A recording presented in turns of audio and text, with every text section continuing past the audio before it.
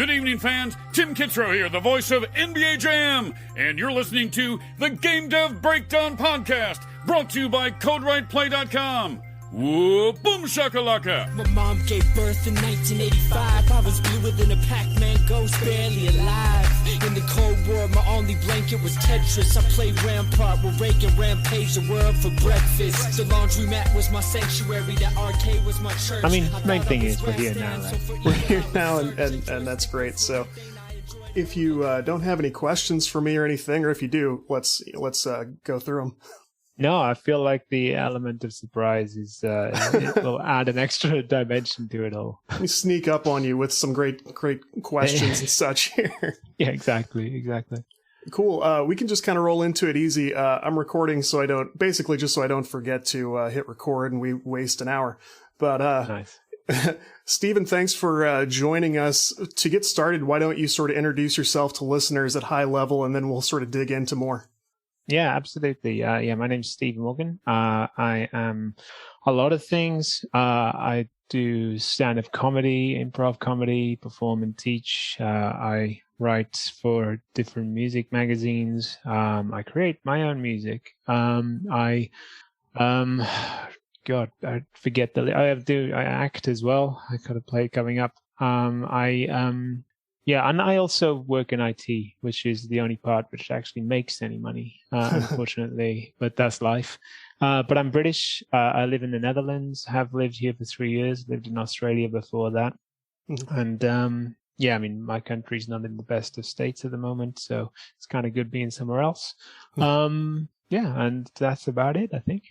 We have no shortage of things to talk about. I was excited about your comedy work is very cool. I've been enjoying some of your YouTube stuff and going through some of the cool things you've done online, but also, you have a big music background. You're a writer. I did not know you worked in IT, so I feel like we have more to talk about than I even realized. Yeah. So it seemed like a great fit, but, what are you doing? So I'm sure you're doing the most of the IT work right now because it's keeping the lights on. Yeah. Creatively, what do you sort of do the most of right now?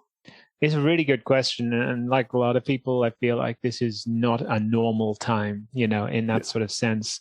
It was weird. Like when the whole kind of pandemic thing started, there was this like euphoric moment where it was like, oh my God, all this time I'm like at home and like, and now I can catch up on all those things, which I keep putting off. And then about 3 months in, it was kind of like, oh, okay, I'm done now. I miss interactions. This is crushing. Yes. This is too much. Exactly. So it has been a real struggle kind of finding that balance of like, how do you recreate these sorts of things? 'Cause I'm very much like a collaborative person. I definitely work better when I'm with other people rather than stuck in my own head. So with that, musically, it has been, well, actually, I kind of, my fiance, I essentially have kind of roped in as my sort of surrogate everything, whether it's kind of, it's kind of someone to make music with, bounce ideas off, or just generally drive insane with relentless chatter through the day. But yeah, it's just been more of a case of trying to artificially create those sorts of things and doing things online as well. Like, for example, I'm teaching a corporate improv workshop next week, and I got some things like this. And, these are all things which they're good. They kind of, it's good to adapt and work out. But one thing I just can't deny is that, it's no substitute for the real life equivalents, which now, touch wood, we can start moving back towards. We're getting closer. I too have a loved one who is not involved in sort of like being as online as we are. And so it is interesting what we do to our families and our loved ones and our friends when it's like, I need you to do the following so I can do this thing that's mostly solo and I should be able to do alone, but I could really use your help. It's been a funny thing. And my wife works in the medical field, so this has been exceptionally hard on her. And so it's difficult to sort of inflict myself on her right now because it's the last thing in the world she needs. She needs support and somebody to talk to and everything. And instead I'm like, I'm bored working in my office. Can I hang out in yours? Yeah, that's it. I guess that's the thing is, I mean, it's got to be so ridiculously difficult working in the medical field at the moment, and just like incomparable to anything done before. And, like kudos to your wife with that sort of thing.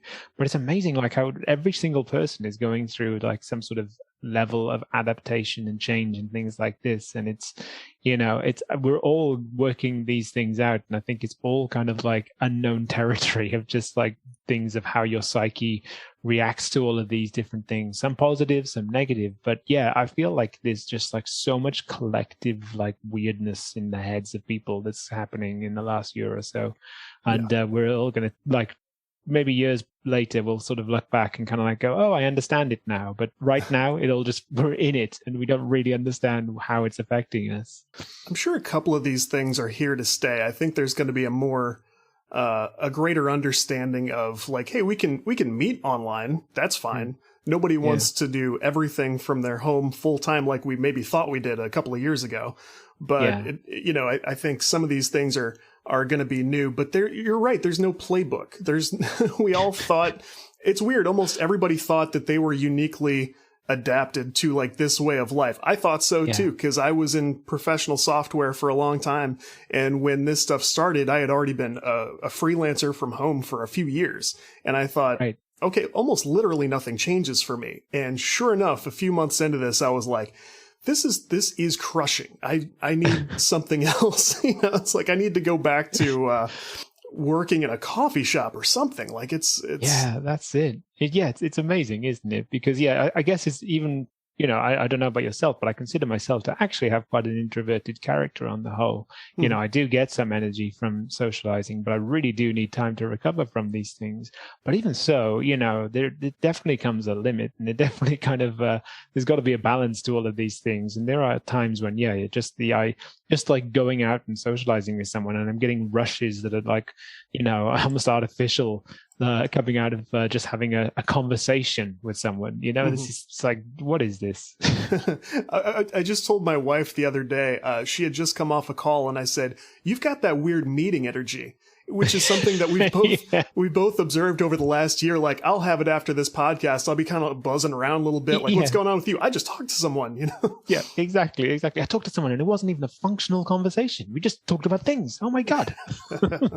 I am surprised to hear you say that you consider yourself somewhat introverted, because you're quite a performer. And I feel like I started this podcast almost strictly because I was a little too much in my own shell. I was in the IT field also, and I thought it's probably hurting my career a little bit that I never want to leave my cube, or I never want to speak up in a meeting or something. And I wanted to be a better sort of communicator. I mean, are there a lot of us like this, or not so much? I guess I feel like it's a spectrum, right? I mean, I feel like like so many things which we love to kind of talk about in these binary terms, like, with introversion and extroversion. I think that it's just one of those things that you do get like kind of a combination, or you have certain attributes which will be introverted, some that are extroverted. But like, I think that some people kind of, like, for example, I know that like I just naturally put myself in situations where I know I'm going to feel uncomfortable, and I kind of have this driving thing that does that. But at my core, it's because it's like a challenge to myself, and it's like it makes me feel uncomfortable. I'm very conscious of the fact that at the core it is like there's an introverted personality, and that I do find these things draining, and that I do have my limits and things like this. But I guess I think that with everyone's kind of engagement with this sort of thing, there's very few people who I think you can like outright just say, you are an introvert, full stop. You are an extrovert, full stop. We're all over the place. Mm-hmm.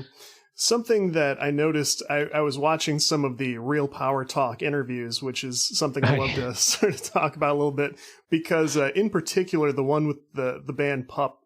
Yeah. Near the end, I won't give away too much because I would strongly encourage people to check these out. It looks significantly underappreciated from what I can tell. Like it doesn't have nearly the praise and the consideration it deserves. But it's very kind of you. You played the game with the band, and I died. Something about that little inclusion near the end, I couldn't stop laughing. And it's uncommon for me to be watching something on my phone and actually literally laugh out loud. I was laughing for a couple of minutes about that. Oh, that's awesome. Yeah, those are so much fun to do. I mean, it's also, I think it's a really confusing concept for a lot of people to kind of explain as well. Because, yeah, I mean, just to give background for anyone listening, I mean, essentially it's I'm interviewing bands in character, as it's like one of various characters. The bands don't know it's a character. They just think that they're having a regular interview. And so I play with that and just basically add up the weird level, or ask inappropriate questions, try to make it so it's custom for each band, those sorts of things, to just try and get a bit of a different response from them, just try and get something that's abnormal. I mean, the whole thing started because basically I'd been doing band interviews for so long that I'd gotten so sick of it, because I was just like, you try so many different things to try and get something unique out of someone when you're interviewing them. Just try and break that sort of standard thing, especially if it's musicians, because there's so many like standard, the reason they're doing this is because they're touring an album that they've just released. So there's so many standard questions. They're bored of them. You're almost bored to ask them. There's a press release that exists just to, kind of like soften the blow of this entire process. You just go crazy with it. And I remember there's an artist called Donny Bonet, who's kind of like this Australian artist. He's inexplicably popular in the Netherlands, despite being Australian, and he does this kind of like 80s cheesy sort of smooth jazz sort of music, but looks like the sort of guy who, is straight from plays sleazy extra number 2 in some 80s film, with his bald head, like, leisure suit kind of like ensemble. So the first thing that started was just that I had a chance to interview him, and I was like, what if I interviewed him dressed as him, and kind of just, so it just started with that, but just like a completely like po-faced serious interview, like all about his kind of like jazz influences, all about what it's like kind of touring as an artist, very sort of straight-laced, but the entire time dressed exactly like him. So, and it was just like a really fun thing, and also quite surreal having such a serious conversation whilst both dressed is so utterly ridiculous. And then it was just like the natural progression to go, okay, what else can we do with this?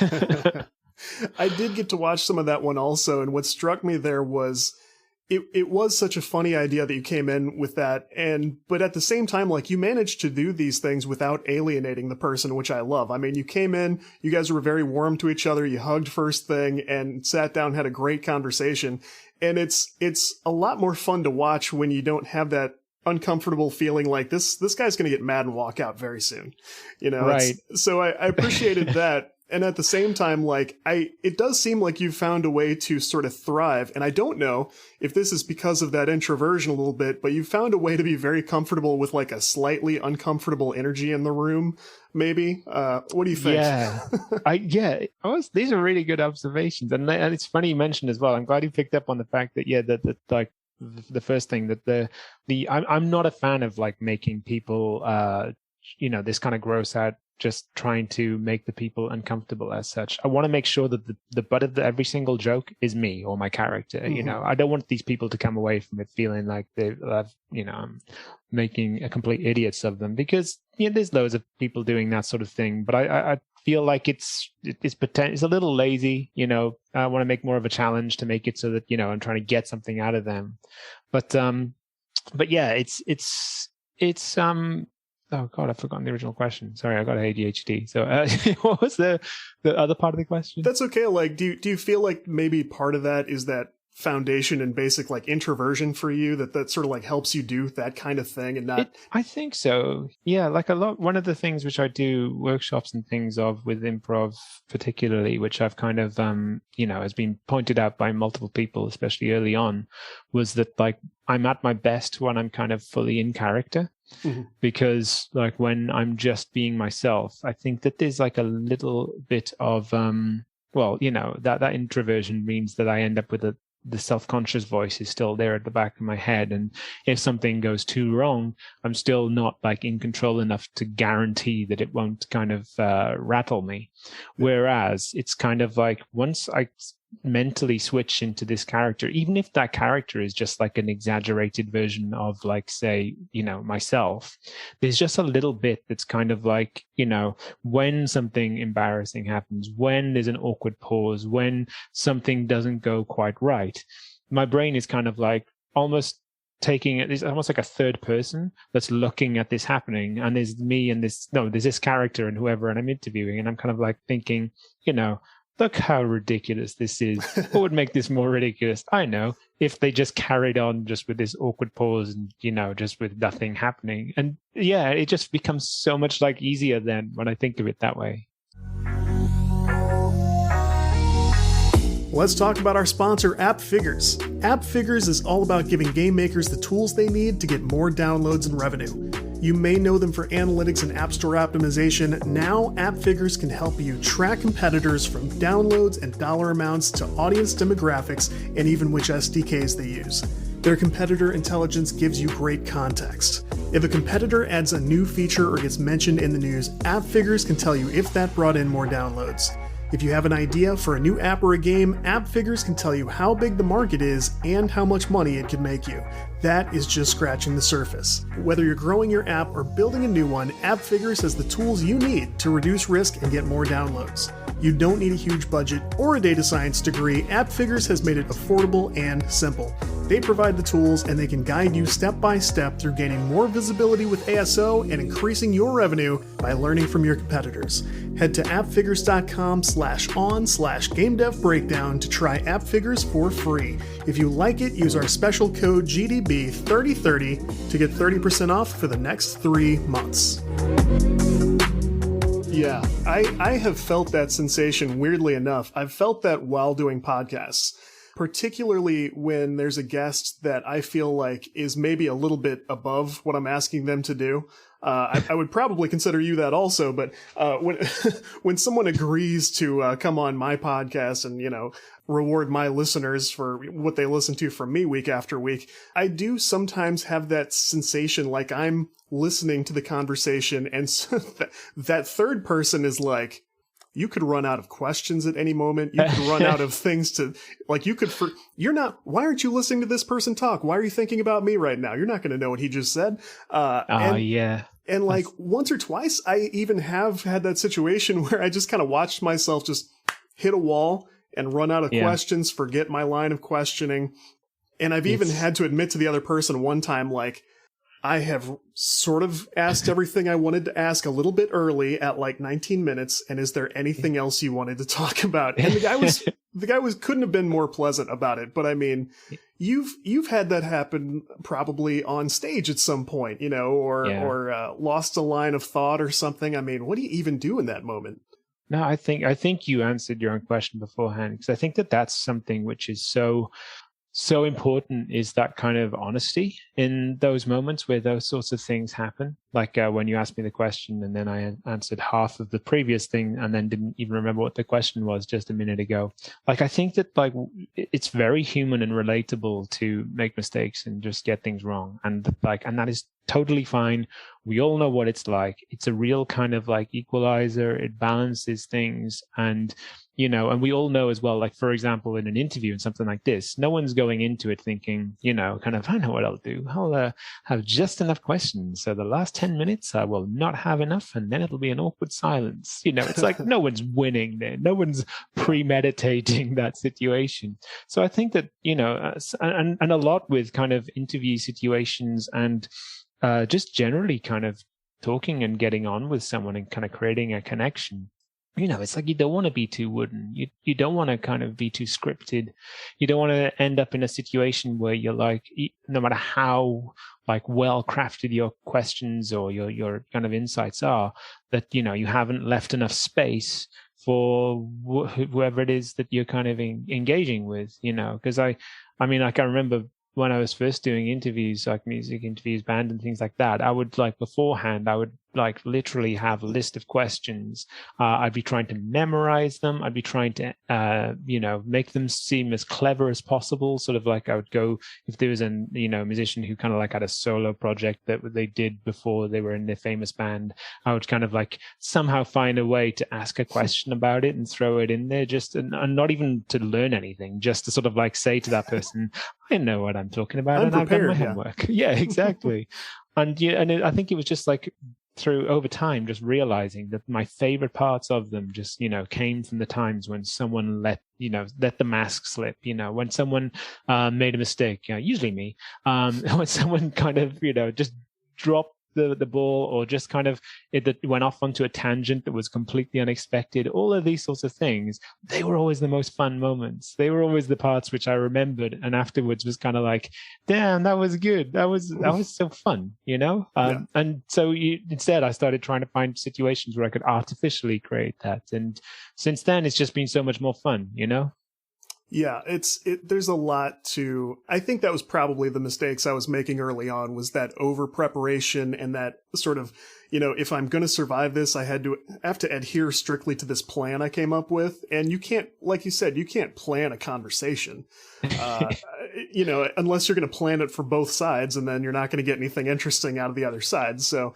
I think that probably is the killer mistake, is, coming in too prepared, or not at least ready to adapt on the fly, Yeah, it's so natural though, I think. It's such a natural way to react to these sorts of things. Yeah. And I mean, the improv background has to help in your, basically everything you do. How did you get started in that? Yeah, it does. And it's a fun thing. Like, improv is actually probably the type of performance or comedy, like musically and like in comedy and stuff like that I'm most naturally suited for. Because I'm an awful planner. I, cannot think of more than 5 minutes in the future, seconds maybe. So, I do react so much better in the moment. And like, and at first I took up stand-up. That was my first thing that I took up. And I kind of, put it off for so long, because there was like a part of me that knew that even though I'd like gone down the line with like getting an education in IT and a background of things like that, I was the class clown. There's a part of me that was like, even if I'm not performing well in certain aspects of my life, I know I'm funny. I know I can kind of, be witty and to make people laugh and things like that. It wasn't like a thing I was consciously thinking, but it was there in the back of my mind. Mm-hmm. And there was always perhaps, I think, a fear. I didn't realize this until I did it, of actually doing something comedy related, because, I was very serious with my musical endeavors. That because I was scared that if I ended up being bad at this, that like it would completely like destroy my core understanding of who I was. Like, it's like there's this, you got all these kind of hang-ups on yourself about a personal level, but it's like there's this fundamental thing. You're kind of like, well, whatever happens, at least I'm funny, okay? And so I got involved in stand-up, and I've got to admit, it's like there was like some things would go well, but like, I was really conscious for the first year or so that I was like, this is not working, I'm like, I cannot translate the things in my head to the stage, or if I'd have like a good show, it would be so inconsistent. I could like follow off with one which just felt so amazing with something that was just like so devastatingly awful that I wouldn't be able to sleep for hours afterwards. I'd just be lying there in bed staring at the ceiling, just like going, that's another way in which I just completely embarrassed myself in a room full of strangers.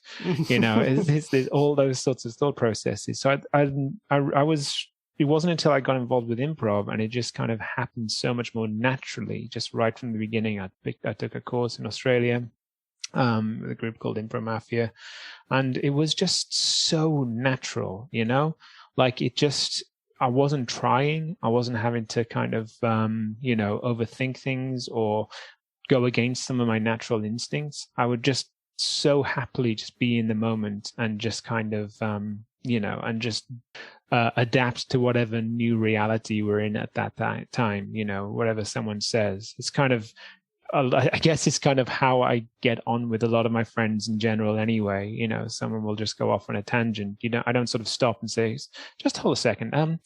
You said that we're on a bus, but we're actually both sitting on the sofa right now. So I'm just wondering if maybe you've had some sort of mental episode, or if you're trying some sort of hypothetical scenario here as to what's actually going on. That's not what happens. It's just like a fun thing of just always kind of like just talking nonsense and just, and having fun with just like, letting your imagination run wild and those sorts of things. So yeah, improv is just as soon as I started that, as soon as I discovered that, I was just like, yeah, this is, I wish I'd done this sooner. Yeah. And I've always kind of considered myself a comedy nerd. And like one of my biggest regrets is not having just made the time, even while working and doing all the same things you're having to do to keep things going, making some time to actually get involved in a local like improv group or anything like that. Even now, I mean, I'm sure because you're about to teach one. I mean, there are online, improv groups right now doing their thing over Zoom. I'm sure it's not quite the same, but it's something. And even during the last year, I haven't managed to, just do it for fun, hang out with a group a little bit. And I'm sure it feels better. You kind of mentioned the difference between a good show and a bad show, good night, bad night. I'm sure it feels a lot better when you're doing something that you find doesn't work, but you're basically playing a game with your friends, which is in many ways what improv seems to be. I'm sure that feels a lot better and you don't have that same trouble sleeping, right? Precisely. Yeah, exactly. I think that's exactly it. Because with improv, it's just a very in the moment. Some things work, some things don't. And if it doesn't work, the scene ends. You carry on, and it's just like a very spontaneous frame of mind. But I wouldn't beat yourself up over these things, because I like I was saying with like getting into comedy myself. I've always had these hang-ups, so that things that I'm kind of like I should really do that, and I just put them off and like just keep putting them off, and there's like this monolithic thing at the back of my mind that I'm not addressing. It could be important, it could not, but there's all of these sorts of things. If there's something you want to try, I don't know, usually it's kind of like just don't overthink it.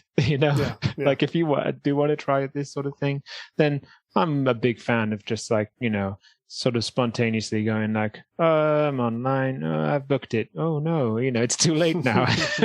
I've bought the tickets and now I have to go. Yeah. And as far as stand-up goes, from what I understand, you've traveled between notoriously difficult parts of the world to get started in stand-up, not in terms of like opportunity to do it, but like the audiences are a little harsher, I understand, and there's a little more expectation that there's going to be some back and forth with the audience. Is that true, or is that just one of those random rumors that we hear over here? No, you're again, great research, because you're spot on. Particularly as when I was living in Australia, I was living in Brisbane, which kind of has, maybe undeservedly, but it has a bit of like the redneck city reputation of Australia, because it's in Queensland, which is like one of the most rural state, basically.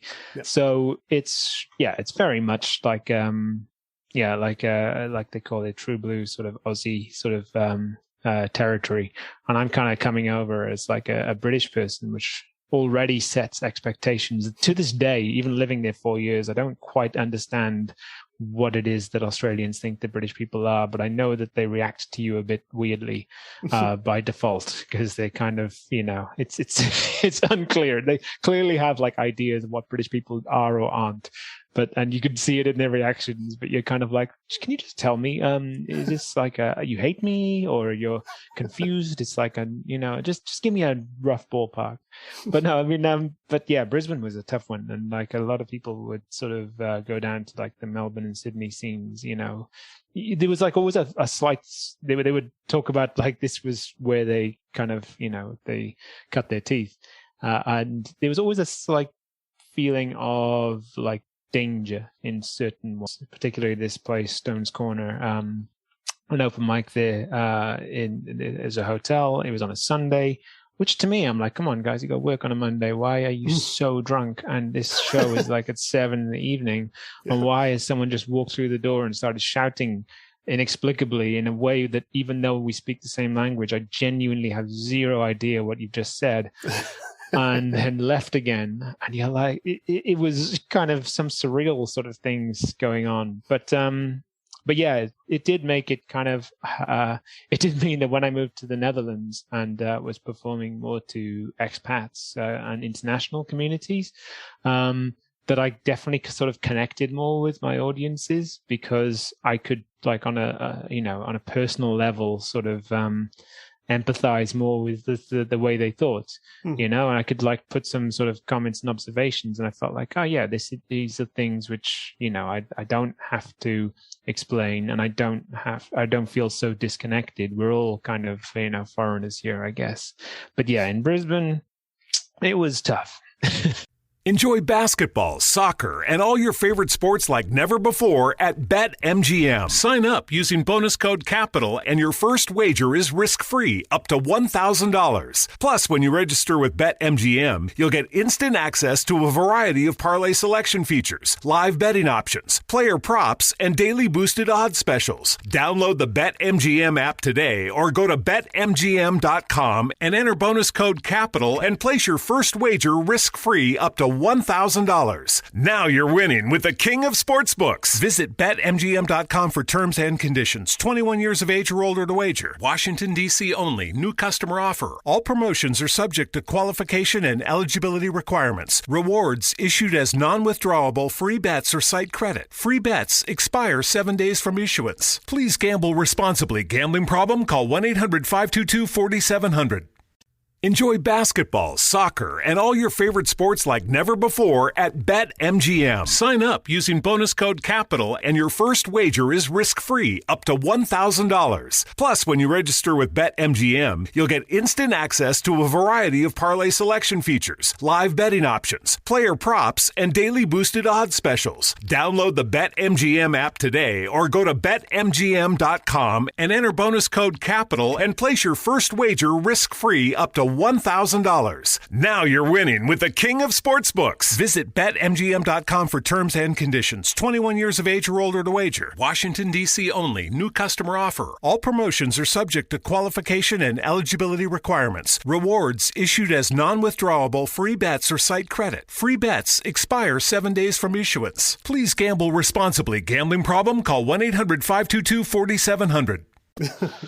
It's cool then that you did find ways to sort of express yourself and do fun, creative things where maybe you didn't have to worry quite so much about that. That's excellent. And I feel like the world is changing. I mean, it's of course changing. People who want to do creative things, it looks different, the things you have to learn. And like, I know you've had to pick up technical skills to do some of the stuff you've wanted to do. It wasn't the same as, maybe the 80s. It was just anybody who could get to a venue, do the right thing, have the right skills in person. Like, now there are more ways to sort of put together something for people to look at, laugh at, and enjoy. And one of the things you've become very well known for by name, from what I saw last night, is the whole Handforth Parish thing. Yeah. Which I guess we should. I feel like I wouldn't be doing my job if we didn't talk about that a little bit. But for the few people who might not know, this is I should probably have you describe it. But it was basically a local city council type thing, is how we would know it here. That just evolved into chaos, and you were the person to kind of condense that down into a shorter video and go, oh my God, look at what's happening in this area. So first, what's your connection to Handforth? How did you come across this? And then sort of tell that story. Yeah, that was a crazy 24 hours. That was because it was so, it feels surreal even kind of looking back at it, because I have zero connection to this place, Handforth. I came into this as just like, it was just a regular working day job, which I was not enjoying at that particular time. And I was just like kind of like looking online. I kind of like look at this, some message boards, things like this. And someone had shared the hour and 20 minutes recorded video on Zoom of a parish council and just said, like, I know you're not going to watch this because it's an hour 20, but just honestly, just look at this. I saw it shared somewhere else on like UK politics on Reddit or something, and it's the most ridiculous thing I've ever seen. And it was one of those days where, you know, naturally you see an hour, 20 minutes on a video and you kind of like go, okay, now, not now, maybe later. Yeah. But I was having one of those days where I was like, I'll just put it on in the background while I'm working. Yeah. And so I did. And like 5 minutes in, you know, already there was kind of like comments coming in that I was like, what just happened? You know, completely distracted from my work. Yeah, in case you haven't seen it. So this is like it's when these councils, when government representatives have meetings, they're open to the public. So since this moved online, that had to move to Zoom and had to move to being like shared things, shared formats that people can access from just downloading all over the world. However, as you can imagine, with a lot of the sort of people who turn up to these sorts of things, you get some really interesting characters, some people who basically are there just because, I mean, just who are the people who turn up to these like council meetings, right? You know, who are the people who have the time, who have the inclination to talk about like this kind of micro politics of like whether someone's fence is 3 centimeters too far in one direction or the other. You know, these are real like boring things usually. And as always with these sorts of things, there's so much beef that just kind of like builds up over the years or whatever, because there's the same people for, you know, week in, week out who are just kind of all just contradicting each other, different political views, different ideologies, but sure enough, they've got ideologies. Mm-hmm. So this video comes out, it's an hour 20. And like, even with all of this really boring context, it was just like so damn hilarious. And I was like 5 minutes in, and like, yeah, because it's the thing, like, who has the patience to get 5 minutes into a video nowadays? And I was like, and I was hooked, and I was like, oh my God, okay. So I stopped and started watching it. I was watching more and more. And it was like so good that, you know, it's like a live stream. I was kind of like, you know, posting things as I was getting. It's like, you know, 24 minutes in, oh my God, can you believe they said this? And I got to the end, like I did the whole like 80 minutes of it. And then I was like, my immediate reaction was like, my friends need to see this, you know, and people need to see this. Yeah. But simultaneously, I was like, I'm going to share. Oh, wait, who the hell is going to watch an hour 20 video? If I, you know, there's no way that I've got enough good grace with any of my friends to say like, hey, stop what you're doing and watch this feature length film of a council meeting to see if it may interest you. So I was like, okay, I know.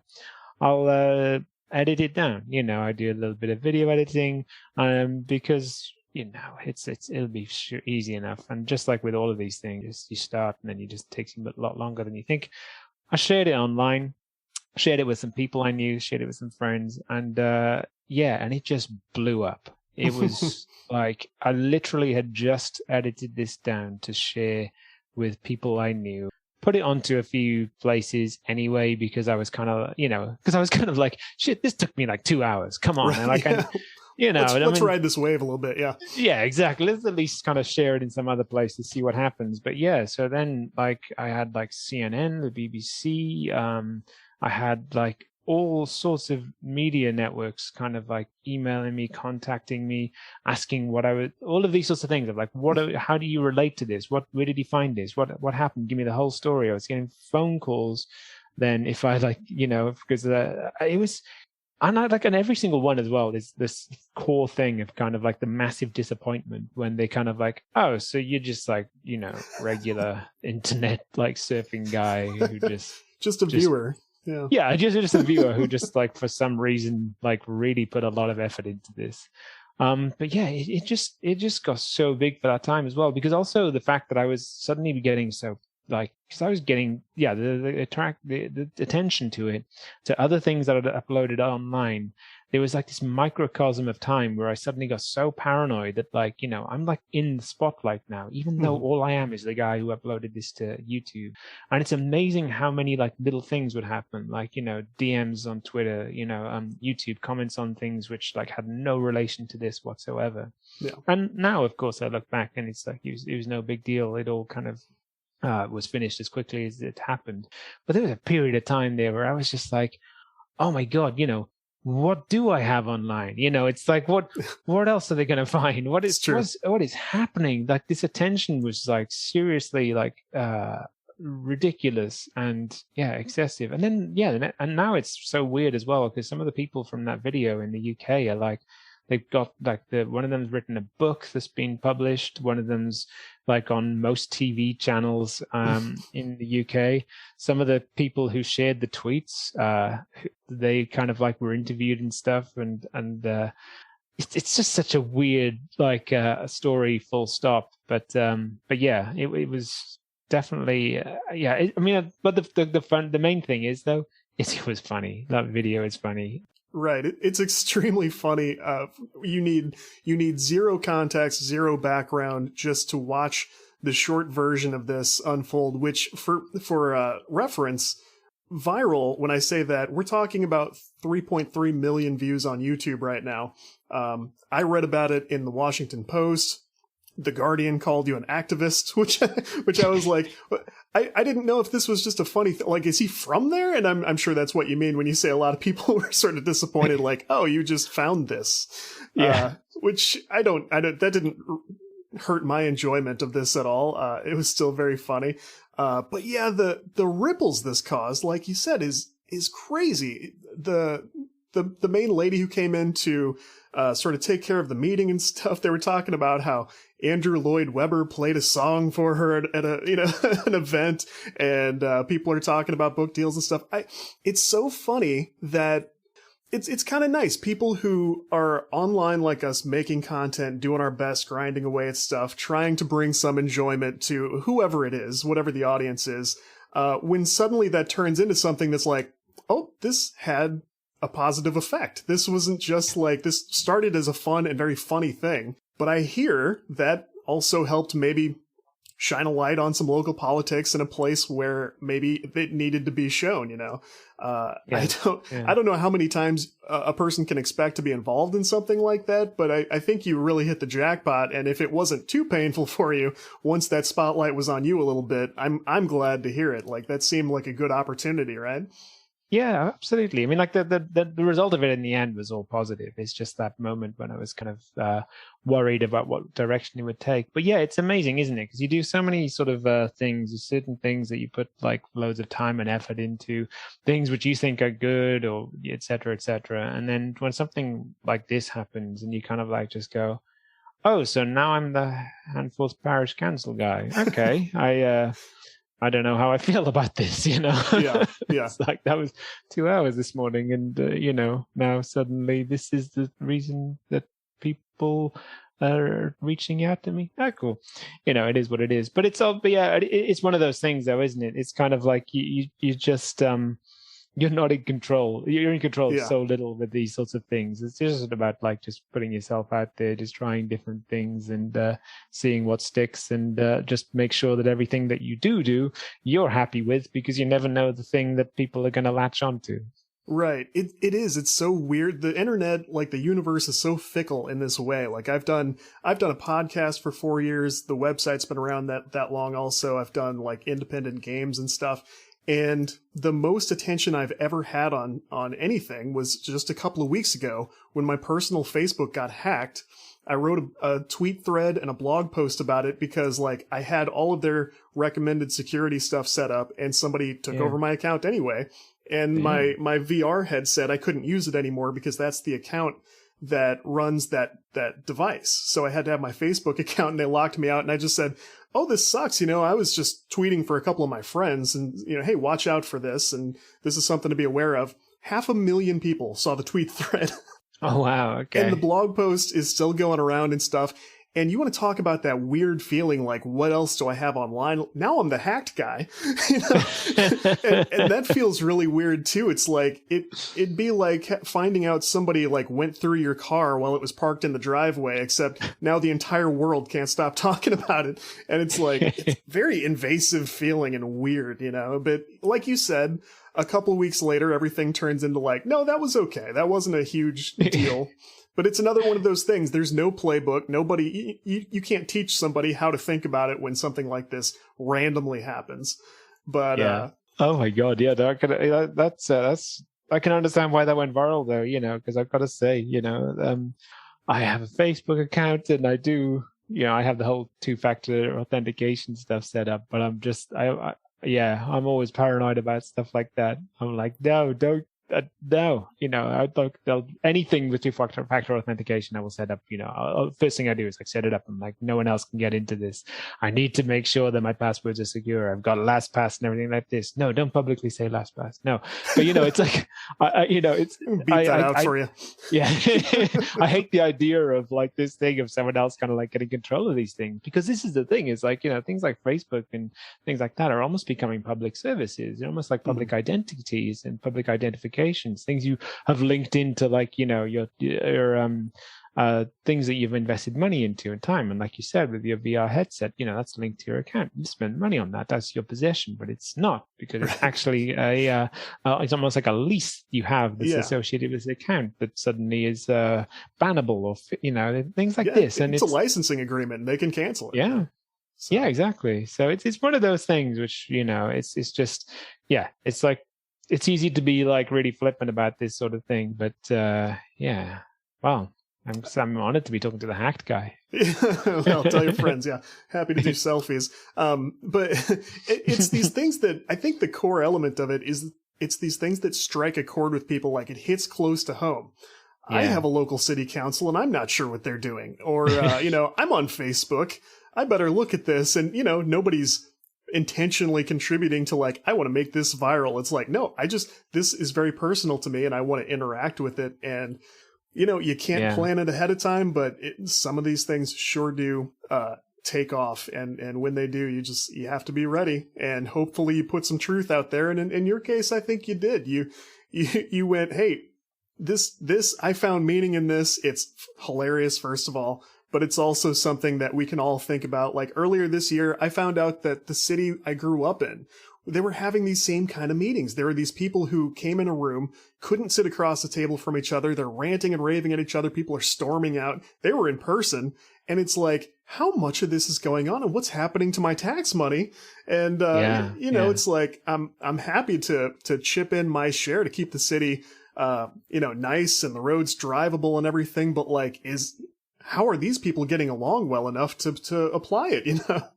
Yeah, it's a really interesting point, and that's the thing as well, is that I have no idea how this should work, or what it's supposed to be. But it is good to kind of draw attention to the fact that it's like, I wasn't so conscious of this, but like, even after this, I had so many people sending me different videos saying like, you should do one of this. This is I found this, and the few of them, I started doing it, but then at one point kind of like went, whoa, if I do some more of this, I genuinely do become the council meeting editing guy. You're that guy. But yeah, exactly. But at the same time, I started watching some of these, and I was kind of like, okay, this is like a microcosm of like all of the combination of like old people trying to deal with Zoom and technology and things like this, and the inefficiencies of local council. But it's not like unique in any sort of regard. Yeah. It just happens to be one that like almost feels scripted, because it's it's just so intense. But as far as these sorts of things happen, this is pretty regular and pretty common in so many instances, and I got to stop watching these. Just got to move on. Yeah. Enjoy basketball, soccer, and all your favorite sports like never before at BetMGM. Sign up using bonus code CAPITAL, and your first wager is risk-free up to $1,000. Plus, when you register with BetMGM, you'll get instant access to a variety of parlay selection features, live betting options, player props, and daily boosted odds specials. Download the BetMGM app today, or go to BetMGM.com and enter bonus code CAPITAL and place your first wager risk-free up to $1,000. Now you're winning with the king of sportsbooks. Visit BetMGM.com for terms and conditions. 21 years of age or older to wager. Washington, D.C. only. New customer offer. All promotions are subject to qualification and eligibility requirements. Rewards issued as non-withdrawable free bets or site credit. Free bets expire 7 days from issuance. Please gamble responsibly. Gambling problem? Call 1-800-522-4700. Well, yeah. Indeed. Let's move on and celebrate your music work. I know you're also a musician in addition to the writing you do and the being a music scene journalist of sorts. when did you start? What do you play? What's that part look like? Yeah, I mean, guitar is my main instrument, but I do, like, in the last, well, quite some time now, I've been really kind of getting involved in various sort of production and using synths and kind of just really manipulating all sorts of different studio sounds and things like that. So it's it's always, I find it hard to describe. You say producing, but it's like, what does that mean? But it's like, I just basically use a lot of digital technology to create different sounds that then I can use to make music. But yeah, I've been in lots of different sort of musical projects over the years. I'm currently working on one which like with everything with musically, the last 10% takes longer than the entire first 90% of everything. Mm-hmm. So it's getting there. But yeah, I've always kind of had a soft spot for, kind of very like intensive sort of music. Not like intense, like, metal and things like that, but just more stuff that's like very energetic, very sort of like upbeat and that sort of thing. Something that really kind of like connects with me, whether that's punk, electronic, whether that's some sort of rock music. God, I don't even know where to begin with genres these days, because everything is just a mismatch nowadays, which is beautiful. Everyone should just pull from everywhere. That's what I say. But yeah, I love making music. I've been in multiple bands, and I'm always kind of like looking to make more. Very cool. I loved when I was young, like I was a young musician also. I'm a drummer, and so I got to play with a couple of bands around high school, early college and stuff. And it's such a cool thing to experience as you're like sort of coming into adulthood. Like I wish everybody got to have a little bit of that experience, find the local music scene and see all the cool stuff that goes on there, and like just see how much creativity there is wherever you live. Almost anywhere you could go, there are people doing like weird and wonderful things. And then there's stuff that's like very, mass appeal style, like people who are very talented, who are clearly going to do well. It's fun to cross paths with those people and getting into like production, like you said. For me, I mean, that's just anything it takes to get the thing done is production work. And later when I found sort of game development and the game industry stuff, they use the same term the same way. It's like production work is anything that needs to get done between the people who do the specific creative things and the finish line. Like that's all production. Yeah.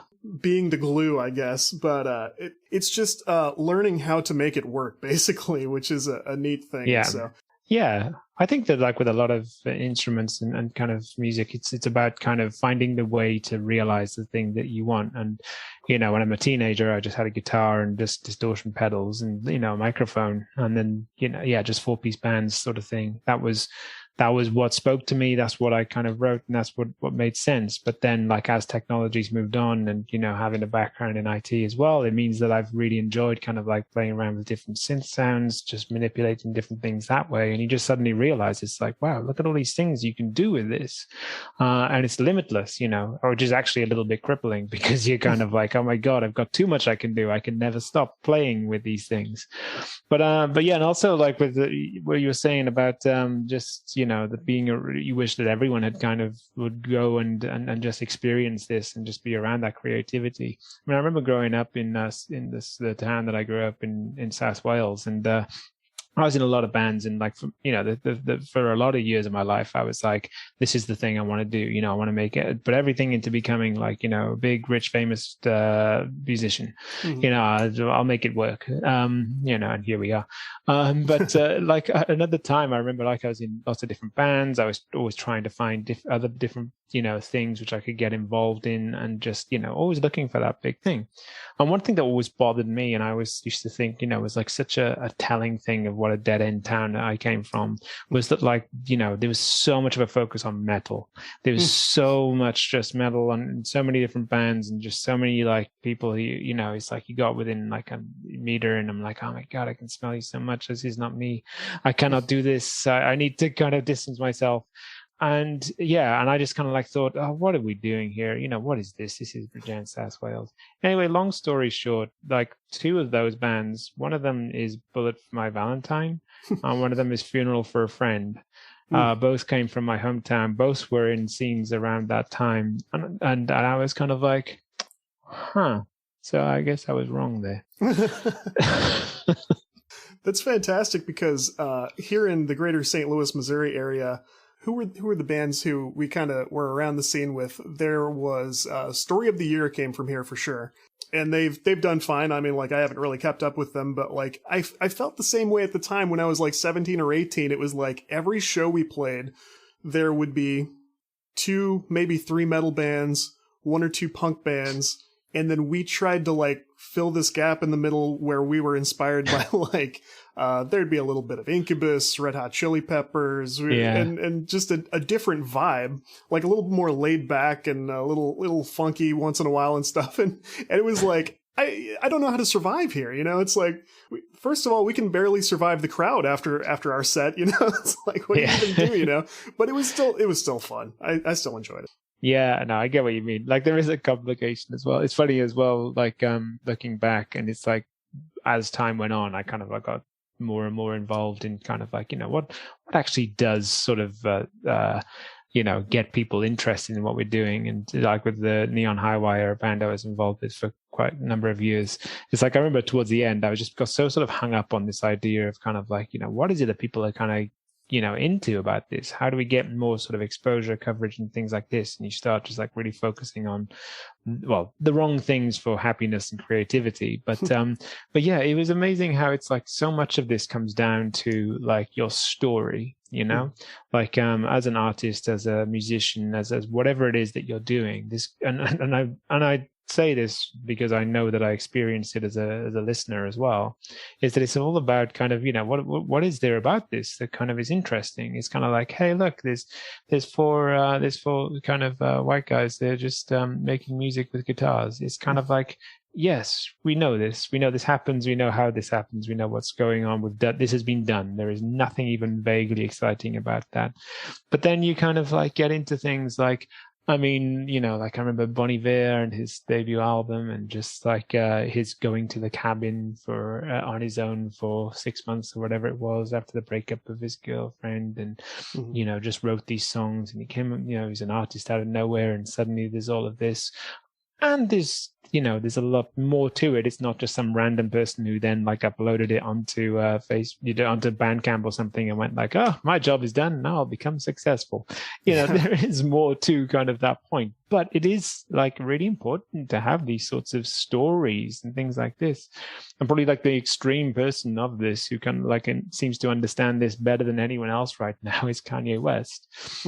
Who, you know, love him or hate him. And, you know, I love his earlier stuff, but I find it harder and harder over the years to defend anything that he's doing. But, you know, like I've got to say, even with all of that, and even with the fact that I haven't liked any music he's made in 10 years now, it's just like, Jesus Christ, man, it's a long time. But it's, you know, I couldn't help but get caught up in the whole circus of this latest album, the Donda's like listening parties in stadiums, and just thinking, it's just so ridiculous. But at the same time, here I am, you know, kind of like looking at the Instagram account, going like, what's he done now? And I'm there, I'm in on it, you know, and it's just like, it's just, yeah, it's human nature, I guess. It's like the musical equivalent of clickbait, you know. It's really. They definitely captured that same formula and kind of put it in our ears, which is impressive. And I feel the same way. Like back when he was kind of hanging out with Jay-Z a little bit and stuff, I was like, yeah, I got sort of a soft spot for this. I kind of like this stuff. And now it's like, I can't keep up, but good for him. It's like, keep on doing what you're doing. Like it's clearly he's, maybe a little bit of a tortured individual, and I'm glad to see him functioning and doing well. And I certainly hope the best for him, because the more I hear, the more concerned I get. But he seems like he's doing okay for now. So yeah, that's it, isn't it? Yeah. There's sort of an element in I guess music and comedy from the looks of it, where if you're someone who kind of has your act together, you're an organized person, like there comes a point when you start sort of maybe kind of running the scene also. Like you sort of start being a bit of the organizer just in your immediate area, you know, like I've heard you're involved in like putting some events together and stuff too, right? Yeah, that's right. It's a really hard balance, that one. Because I think that much in the same way as like people who, you know, if you really want to learn to hate something, you know, get a job in it. like spend all of your waking hours kind of like dealing with it, not just dealing with the part that you like, all the things around the fringes and things like that as well. And yeah, I mean, it's always been a tough thing because it's always been like, because I guess I'm a bit of my character will naturally sort of want to get involved with improving things, whatever it is. And over time, you start to notice more and more of those things, and you get involved in the like, oh, we could do this better, we could do this better. But, it takes, the more energy you put into that, the less that you have in whatever the creative thing is, So suddenly you're kind of like, you're like even at some point during lockdown with the whole improv group that I'm a part of, and I'm like, and I'm like having meetings about the website and how we're doing social media stuff and all this sort of thing, and I'm just like got to a point where I was like, what am I doing? I have another job now. I'm like, all of the fun things gone out of this because it's it's lockdown and all that, and now I'm just like, I've just kind of gone too deep into this, and I had to like consciously back off. But yeah, I do feel like when you really try to throw yourself into something more than just say like the basic more than just the creative endeavor of it, the making the thing, it is easy to kind of get completely sidetracked from what it is that attracted you in the first place. You really kind of, it's so easy to get like caught up in particular details or the stuff which perhaps it'll help whatever you do become a little bit more popular or get into the eyes of other people, but it doesn't really help you kind of do the thing that you love doing and getting more time to do that thing. And yeah, it's a balance, and it's something which I tend to find myself having to sort of like reset things every now and again, because I just I just naturally find myself slipping, and sometimes I just have to just stop and say, okay, enough. I'm doing nothing is being shared. I just need to just do the thing that I like doing with no context and no end goal, and enjoy it again. That's so funny you say that, because I feel exactly that way. I feel like I almost have this annual purge I have to do where I find like 3 or 4 things that are taking up a ton of my time. Like, how did I end up helping this guy edit this site for free where I just wanted to contribute like 1 article? Like, just, and there's a couple of different versions of that, but I feel like certain people, this stuff sticks to them like glue, and I think it's because of a certain capability. I'm not saying that in my case, but probably in yours. You're capable, you know what's going on, you've been around the scene for a while, and things latch on to you because you can take care of them. You're a problem solver, and after a while you have to just kind of cut stuff off, or you're not going to make it to work the next day. It's just, you're going to be up all night dealing with whatever it is. But it sounds like you've struck a decent balance. It sounds like you're doing well, so good for you. I think so. The pandemic kind of helped with the moment of just like going, hey, how about if I take all of these things and now work out what it is that you do. Right, yeah, everybody take these things back. But so, well, time flew right by. This was not one of those things where I ran out of anything. So, but as we sort of bring it home, why don't you let people know where they can find you, what the best places to look, and the things you're up to? Yeah, sure. So I'm on Facebook. I'm Stephen Morgan Hero. Yeah, like I didn't want to associate myself with one thing, and you have to come up with a username, deal with it. On Instagram, MA0SM, doesn't make any sense. Twitter, I'm Flavardit, doesn't make any. I'm also on YouTube. People looking for Handfuls Parish Council content can go there. And yeah, I'm part of Easy Laughs in Amsterdam, who are an improv group. Easy Laughs Amsterdam, easy enough to find on various social media. Real Power Talk, we talked about Real Power Talk TV on all different social media. And yeah, those are probably the main things. Yeah, so just like them all, and like all of my posts and things like that, and yeah, that'll do me.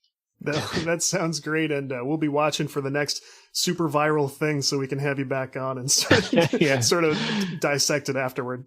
Yeah, it'll be the last thing I think it is.